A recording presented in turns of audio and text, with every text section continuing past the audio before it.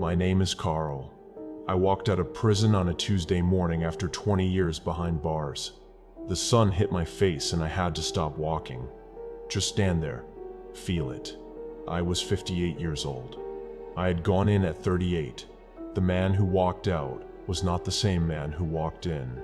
I served 20 years for murder, armed robbery, and arson. 20 years to think about one night. One choice. One tunnel beneath a German forest that swallowed 3 of my best friends whole. I am going to tell you what happened down there. I need someone to know. There were 5 of us back then. Me, Noah, Sancho, Thomas, and Adam. Noah was the ringleader, always had been, since we were kids. He had a way of making the worst ideas sound like destiny. He never held a real job in his life. Just one scheme after another. And somehow he always managed to drag the rest of us along. Sancho came from Mexico as a teenager and moved into the apartment next to mine. We played basketball together, drank beer on the front stoop on long summer nights. He worked construction but could never quite get ahead. He deserved better than what he got. Thomas was the youngest, just 19 on the night everything went wrong. His mother had died when he was still a boy, so he had grown up without much of a compass. I tried to look out for him.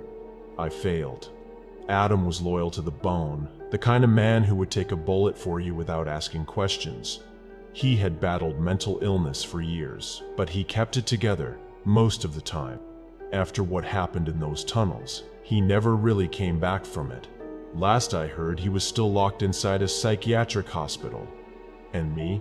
I was a mechanic, a veteran, a man who knew better and went along with it anyway. Before that night in Germany, we had already built up a history of failed robberies across the United States. A diner in Atlanta where the owner kept a shotgun under the counter.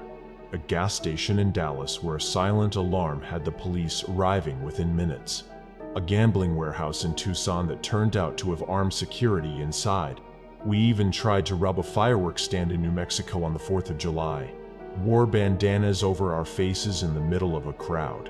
We made off with a few $100s worth of bottle rockets. Barely seemed worth the effort. The closest thing we ever had to a real success was a pawn shop in Colorado. The owner was out to lunch. We got away with some jewelry, some electronics, and $2,000 in cash. That was enough for Noah. He started talking about Germany shortly after that. A friend of a friend had passed along a tip, an abandoned Nazi arms factory somewhere deep in the German countryside. Hidden treasure, gold, diamonds, millions in wartime loot sitting underground waiting for someone bold enough to go down and get it. At first, none of us took it seriously, but Noah never let it go. He started reading books about the war, marking up maps of Germany, making notes in the margins. He became obsessed with it the way only Noah could become obsessed with something, completely recklessly, without a single thought for the risk. And slowly, one by one, he wore us down. The idea was almost too clean. Noah's contact would provide everything: plane tickets, weapons, a safe house. All we had to do was show up and follow the map. $80 million. Split 5 ways. We sat around that cabin table more nights than I can count, staring at those numbers and dreaming ourselves rich. I lied to my wife. Her name was Claire. Our son Billy was 8 years old.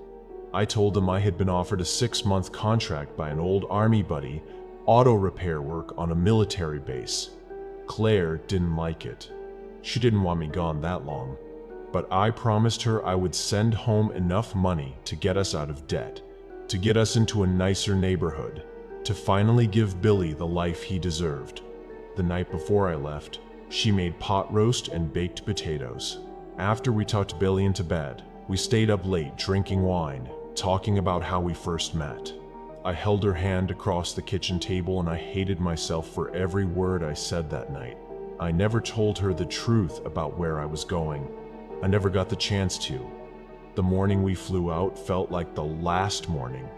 I took my old pickup truck on one last drive through town, windows down, music turned all the way up. I had a cold, hollow feeling in my stomach that I tried to ignore. The kind of feeling that doesn't warn you what's coming. It just warns you that something is. At the airport terminal, we raised glasses of overpriced beer and toasted our future fortunes. By the time we boarded the overnight flight, we were loud and reckless and certain. We had no idea what we were walking toward. At the Munich airport, two men in dark suits were waiting. They said almost nothing. Their English was minimal, and their faces gave nothing away. They loaded us into a van with tinted windows and drove us out of the city, deeper and deeper into the German countryside. After a few hours, the roads narrowed to dirt. The trees pressed in close on both sides. We arrived at a large cabin surrounded by dense forest. It was stocked with supplies, canned food, ammunition, walkie-talkies, maps. The two men laid everything out on the table and disappeared before dawn. It was real now. There was no pretending anymore. That first night, we studied the maps for hours. The factory had been built partially underground during the war, with a main corridor and multiple tunnels branching out from it. Smuggling routes the Nazis had used to move weapons and treasure without detection. The plan was methodical. We would enter after sunset when the last of the guards left for the night. They departed around 8 in the evening and didn't return until 6 in the morning. That gave us a 10-hour window. There was an old drainage pipe along the back wall of the compound. Narrow, but navigable. That was our way in. Once inside the main building, we would take a side entrance to a stairwell leading down to the underground levels. Following the right-hand corridor, we would reach a large room filled with old machinery and engine parts, and beneath one of the large metal tanks, a hidden trapdoor. Below that, the tunnels. We spent 2 weeks watching the site before we moved. During the day, we took turns observing from a distance, memorizing the guard schedule, noting every detail. The factory sat deep in the forest behind a crumbling concrete wall. From the outside, it looked like nothing, just decay and silence. But the maps told a different story. I remember the first time I walked close enough to see it through the trees. The darkened windows, the rusted iron gate, the way the whole structure seemed to lean slightly inward, as if something beneath it was pulling it down. My pulse quickened. My palms went cold. I kept walking. When the night finally arrived, we geared up in near silence. Dark clothing, sturdy boots, pistols tucked into waistbands, extra ammunition distributed between us. Noah handed out two-way radios and we synchronized our watches. 8:20, on the dot. That was when we would move. Sancho packed the bags, rope, flashlights, explosives, bolt cutters. I added energy bars, a first aid kit, and extra batteries to my own pack. I had no idea how long we would be underground. Thomas looked pale as he strapped on his headlamp. He muttered something about not wanting to mess with anything that had belonged to the Nazis. I gave him a pat on the shoulder and told him we had come too far to stop now. I wish I had listened to him instead. We left the cabin at 7 in the evening. The forest trail was lit by a full moon, cold and bone-wide overhead. Our footsteps were soft on the carpet of pine needles. The trees stood perfectly still around us. No wind, no animals, just silence. Approaching the perimeter, we watched the last of the guards exit the grounds. They walked slowly, unhurried, completely unaware. We crouched in the tree line and waited 20 more agonizing minutes just to be certain. Then Noah gave the signal. We moved to the drainage pipe and went through one at a time, crawling through the narrow concrete channel. The smell inside was wet and metallic. The sound of each person scraping through echoed in the tight darkness. On the other side, we regrouped in the shadows near the side entrance. The door was heavy, old. The key Noah had been given fit perfectly. A small, awful detail that made the whole thing feel deliberate, like we were expected. We stepped inside. The temperature dropped the moment we descended the stairs. Cold and damp. The kind of damp that settles into your clothes and your lungs and doesn't leave. The walls down here were old stone, dark with moisture. The air smelled like rust and earth and something older, something sealed away and forgotten for decades. We followed the memorized route to the underground corridor until we found the machinery room. Old tanks, engine casings, pipes fused together with rust. The room was perfectly silent except for the faint groan of metal shifting somewhere overhead. Our headlamps swept across the surfaces, throwing long shadows that moved when we did. Noah found the trapdoor in under 10 minutes. It was beneath a large metal vat in the far corner of the room. He grabbed the iron handle and pulled. The hinges screamed open, a sound that carried impossibly far in that dead silence. Below it was nothing but darkness. Noah went first, then Sancho, then Adam, then me. Thomas stayed above to stand watch and keep the weapons bag ready. He would lower supplies down once we got our bearings. The iron rungs were old and they groaned under our weight. With every foot of descent, the air grew colder and heavier, like pressure building behind the ears, like depth itself pressing in. After almost 100 feet, the ladder ended at a small cavern. We switched on our headlamps and looked around. 4 tunnels branched out from the opening, equally spaced, each one extending into absolute darkness. Identical in every way. Our lights reached about 20 feet into each one before being completely swallowed. There was a smell down here that hadn't been present on the factory floor above. Old, stale, almost sweet. The kind of smell you do not want to assign a source to. We debated for several minutes. Split up or stay together? Staying together meant moving slowly. We had 10 hours, but the tunnels could go anywhere. Splitting up meant covering more ground. It also meant facing the unknown alone. In the end, we split. Noah disappeared into the farthest left tunnel without hesitation, his light shrinking to a pinpoint and then vanishing altogether. Sancho gave a mock salute before stepping into the next one. Adam walked briskly into the second from the right, rubbing his hands together like a man who had already decided he was going to win. That left me with the last tunnel on the far right. I stood at the entrance for a moment. My headlamp beam barely touched the darkness ahead. The air moving out of the passage was cold against my face, colder than the cavern behind me, like the tunnel was breathing. I took a breath, and I stepped inside. The passage was narrow but tall enough to stand in.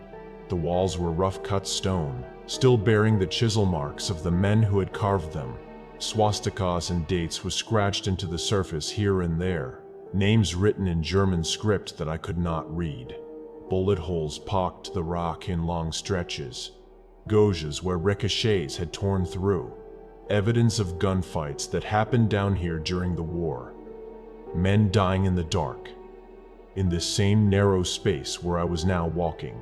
I tried not to think about that. The tunnel began sloping gradually downward. The temperature kept dropping. I pulled my jacket tighter and kept moving one slow step at a time. My flashlight swept the floor ahead, loose gravel, patches of dark moisture, fragments of rusted wire. Support beams had been installed at intervals to brace the ceiling. The Nazis had reinforced this route. They had meant for it to last. The silence was total. No voices from the other tunnels, no static from the radio. Just the sound of my own breathing and my boots, and the gravel shifting softly beneath them. I had been walking for perhaps 20 minutes when I found the door. Solid metal, heavy, set flush into the tunnel wall and sealed with a thick chain and padlock. The rust on the lock was old, but the door itself looked like it had never moved. My heart rate spiked. I raised my radio to call the others. That was when I heard it. A voice, faint, distant, distorted, coming from somewhere deeper in the tunnels or perhaps from the radio itself. A man's voice, sharp and urgent, yelling something in German. It cut off mid-sentence. I stood perfectly still, my light held on the locked door in front of me. I tried the radio again, static. Then Noah's voice came through, crackled and thin. He had found a door too. So had Sancho. So had Adam. We agreed on the same plan, shoot the padlocks off and push through. I raised my pistol, aimed at the rusted lock, and pulled the trigger. The bang was enormous in that tight space, a physical force ringing off the stone walls, reverberating deep in my chest. And at the exact same moment, the radio erupted. A voice, loud, furious, barking something in German. It lasted 1 second, 2 at most, then silence. I called out to the others. No one answered. I stood alone in that narrow passage, gun still raised, the ringing in my ears slowly fading, and the cold of the tunnel pressing in closer than before. I heaved at the heavy door with both hands. The hinges screamed. A rush of cold, stale air hit me full in the face. The smell of a sealed room, of decades of nothing, of rot so old it had almost become something else entirely. I stepped through. The chamber on the other side stopped me cold. It was larger than the tunnel, large enough to stand in and turn a full circle, and on each of its 4 walls, an opening, 4 tunnels, one of which was the passage I had just come through. I swept my headlamp around the room slowly. The walls were bare stone. The floor was packed dirt. There was no furniture, no machinery, no markings of any kind. Just the 4 black mouths of 4 identical corridors stretching away into darkness. I had no idea which direction I had come from. I raised the radio. Static. I tried again. Nothing. The signal was gone, swallowed by the stone and the depth and whatever else was down here. I was completely alone in a chamber with 4 identical exits, with no map and no way to call for help. I stood very still and tried to think. That is when the door behind me slammed shut. A single heavy bang like a fist striking stone. I spun around and grabbed the handle and pulled with everything I had. It did not move. I pulled again. Again. The metal was cold against my palm, slick with condensation. The hinges did not shift. The door did not flex. It was as though the wall had simply closed around it. I forced myself to stop pulling, to think. 4 tunnels. No way back. No radio signal. I chose the one on the left. The tunnel I entered was narrower than the first. The ceiling dropped slightly, enough that I could feel it above me without touching it. A presence rather than a surface. The support beams were spaced further apart here. In some places, the ceiling had bowed downward and cracks ran along the stone like dried riverbeds. I kept moving. The cold deepened with every step. Not the cold of winter air, something stiller than that, something that had never been warm. The radio crackled. I froze. A man barking orders in German. The words bounced off the stone walls and seemed to come from every direction at once, as if the tunnel itself were speaking. It lasted perhaps 3 seconds, then silence again. I stared at the radio in my hand. The battery light was green. Whatever signal had come through, it had not come through any frequency I was broadcasting on. I kept walking. A minute later, something pushed me. Not a shove, a push. Deliberate. A firm pressure against my left shoulder, from behind. I spun around with my flashlight raised. Empty tunnel. The beam reached back 20 feet before the darkness closed in. Nothing moved. Nothing was there. The gravel on the floor behind me was undisturbed. I stood with my back against the wall and my heart running hard, and I listened. Footsteps. Distant at first, a rapid, light rhythm on stone. Growing louder. Approaching from somewhere deeper in the passage ahead of me, not behind. I pressed flat against the wall. The footsteps grew, and then stopped. The tunnel ahead was empty. I counted to 10 in my head before I moved again. I do not know how much time passed before I saw it. I had been walking for what felt like 30 minutes, though time had become unreliable down there, stretched and compressed by the silence. When my flashlight caught something at the far edge of its reach, a shape, standing in the tunnel ahead of me, perfectly still, I stopped. It was roughly human in outline, but the proportions were wrong. Too tall, the shoulders too narrow, the arms hanging too low, fingers nearly grazing the floor. I called out Noah's name, Sancho's name. My voice came back to me flat and strange, stripped of everything by the stone. The shape did not respond. I tried reasoning with it. I told it we were just looking for our friends, that we were leaving, that we were sorry for being here. The words sounded hollow even to me. The shape said nothing. Then the radio crackled again, and this time the sound came from the shape itself. A burst of static, then that German voice again. Angry, close, and the shape began to grow taller.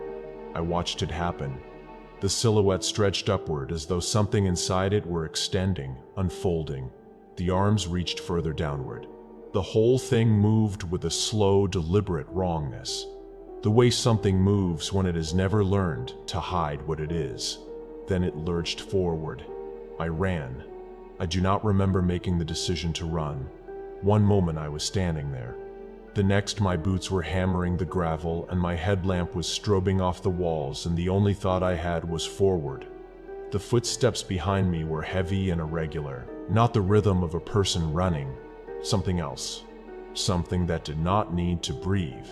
That did not slow, that simply closed the distance between us with a mechanical, grinding persistence.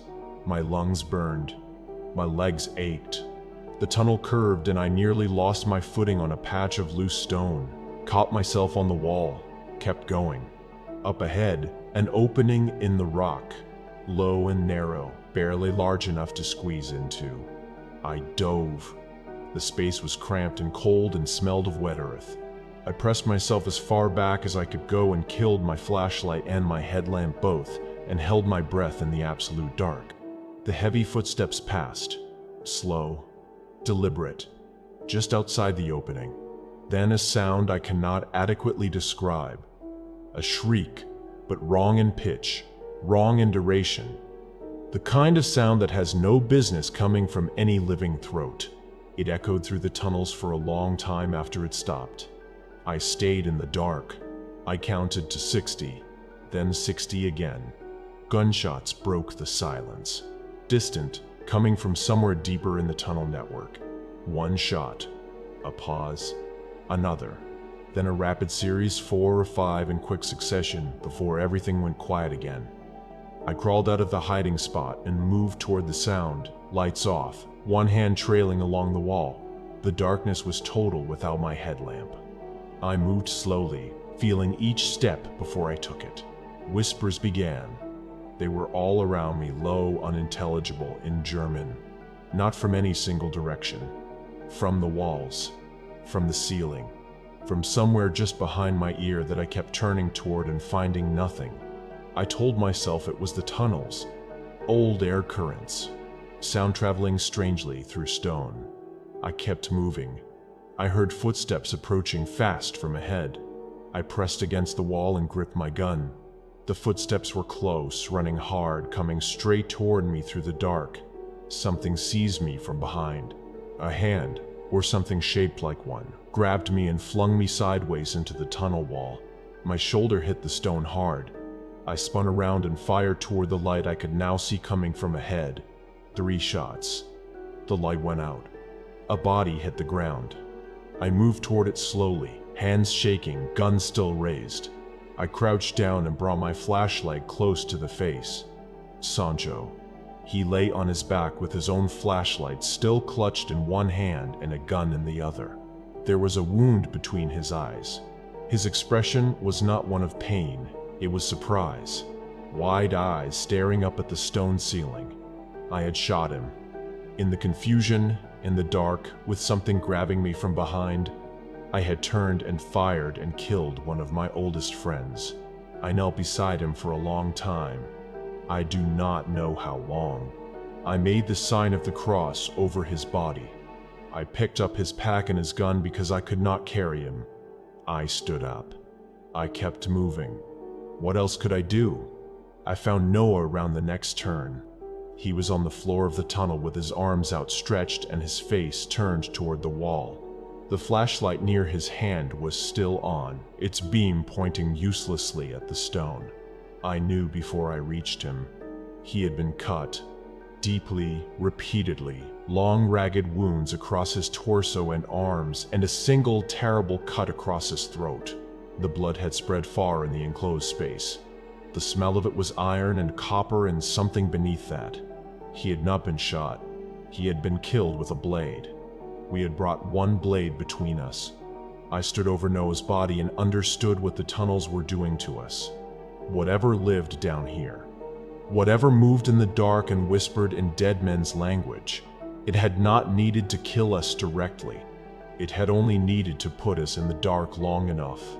I forced myself to walk away. The sound of running ahead of me brought me back to full attention. Fast footsteps. Erratic. Someone moving in panic rather than purpose.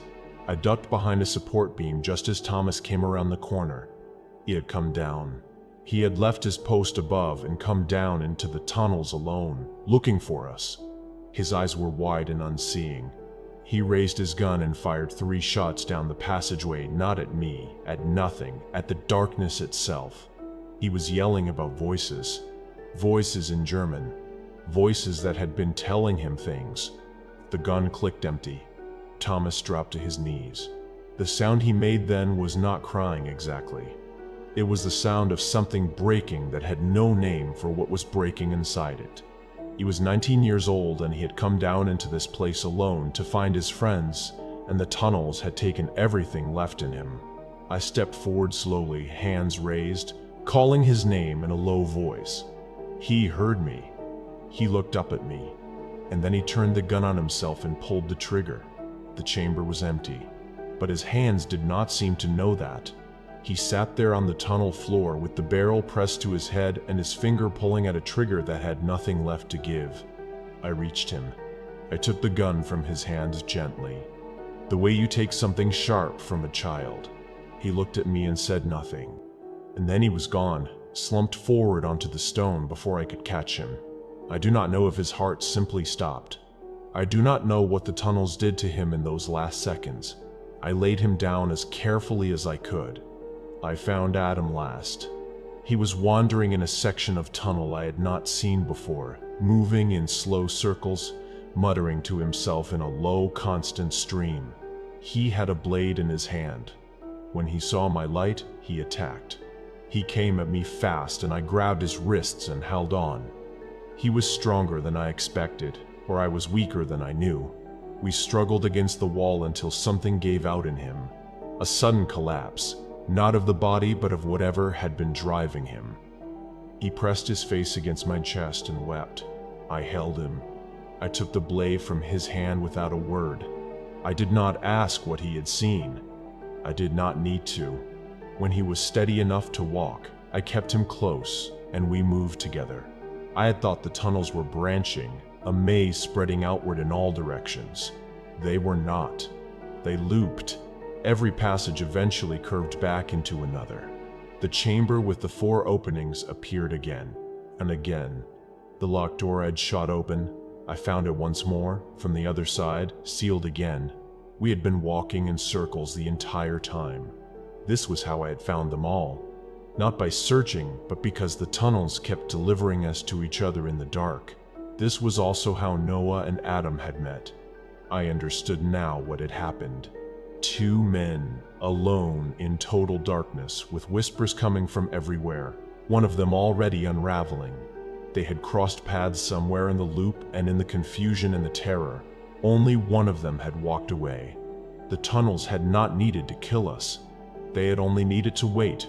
I do not know how we found the ladder. We had not been walking toward it. We had simply turned a corner and it was there. The iron rungs rising up through the trapdoor into the machinery room above. I pushed Adam up first. The moment I climbed through into the factory above, the air changed. Warmer. Still stale, but alive in a way the tunnels were not. Then voices, sharp outside, coming closer. Guards. They came through the side entrance with flashlights and shouting, and within 2 minutes we were on the ground with our hands behind our backs. Adam fought them. He was screaming something I could not make sense of. It took 4 of them to hold him down. I did not resist. I was too tired.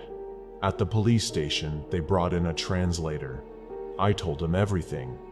The treasure, the contacts who had arranged our passage, the tunnels beneath the factory floor, the shape I had seen in the corridor, the voices on the radio, the way the passages looped back on themselves. I told him about Sancho and Noah and Thomas, that their bodies were still down there, in the dark, in the tunnels. The officers listened. They took notes. Their faces showed nothing. They never went down. Not once. Not to retrieve the bodies. Not to investigate the layout. Not even to confirm what I had described. When I pressed them through the translator, then through my lawyer, they declined to comment. The factory was a protected historical site. Access was restricted. The matter was closed. I was tried for manslaughter. The killing of Sancho, the only death they could confirm without going below. I was convicted and sentenced to 20 years.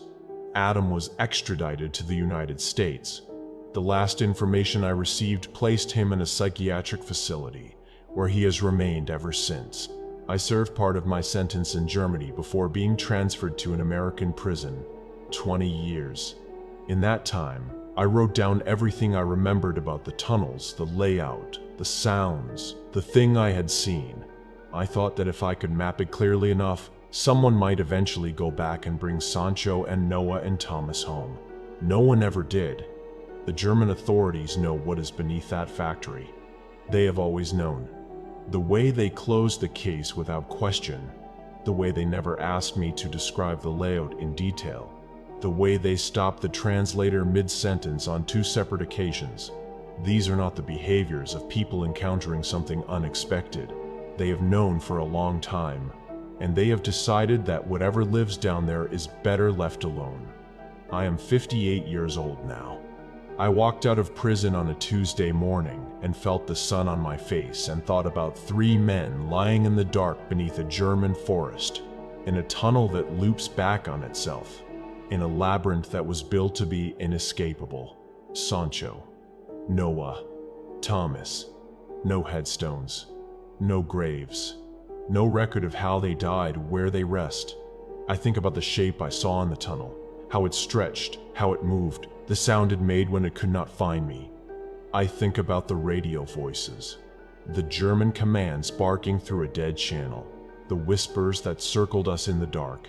I think about what the police knew that they refused to say.